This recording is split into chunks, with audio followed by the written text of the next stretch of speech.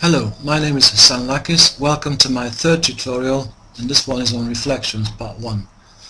I'll just get rid of that, and while I'm talking to you, you can see that I've edited the axes already, and I've chosen the advanced mode in Autograph, and of course you can keep to the standard mode. It works just as well. I'm going to select degrees, and equal aspect mode is already done, and that's why these are equal aspect. Instead of selecting the point mode and plotting points and grouping them into a shape, I thought you might want to see a different approach. Go to Object at the top, click and select Enter Shape. And of course here you have the options of putting in your own coordinates and drawing the shape, or selecting one of these three, and I'm going for that one. There we go. I'll just move that up a little bit and make it a trapezium. In order to reflect that in the X or Y axis, select it with the left mouse, right mouse click, and reflection the X axis, and there it is.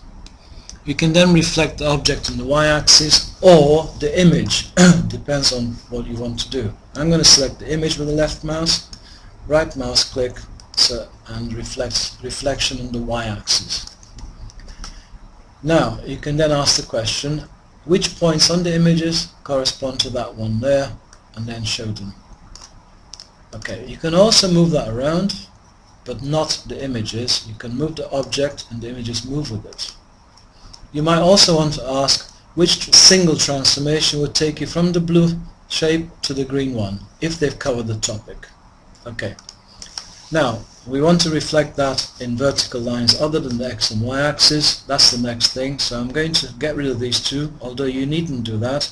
I'm going to select the left mouse down, drag, click the left mouse, drag and close them, backspace, and say yes.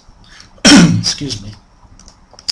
We need a line to reflect it in, so we're going to go to Equations and select Enter Equations. I'm going to cancel that and show you that you can select the slope plot, which is quite dynamic in drawing lines and gives you an opportunity to discuss where the line is going to go through. And if you press Enter on your keyboard, you'll get the same dialog box. Type in X equals, say, -1, and ask, is that a vertical line or horizontal line, and go for it. Now you can pause, and if you're doing different lines you can discuss why it's vertical. I'm going to now deselect that slope plot so I can get a move on. To reflect it through here, left mouse click, shift key down, select the line with the left mouse click, right mouse click, and select reflection, and there it is. You can move any point, and obviously the corresponding point moves. You can move that around, but you cannot move the line. And it would be nice to be able to move this line left to right. So I'm going to select it with the left mouse, backspace, and get rid of that. Go to the point mode, select the point mode, and select a point, say somewhere here.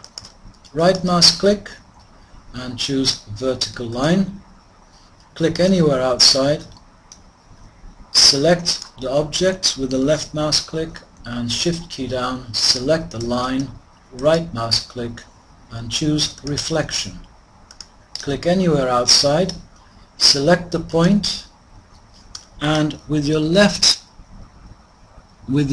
right and left arrows on your keyboard, you can move the point and hence move the mirror to different positions and have a discussion on what's happening. Pardon me. Furthermore, if you double click that point, you can change your X to a constant A, and the constant controller comes on over here. Click that and select 1 as a step and increase A or decrease A. If you select options, you can choose an animation. That's quite dynamic. Select step of 0.1 to slow it down.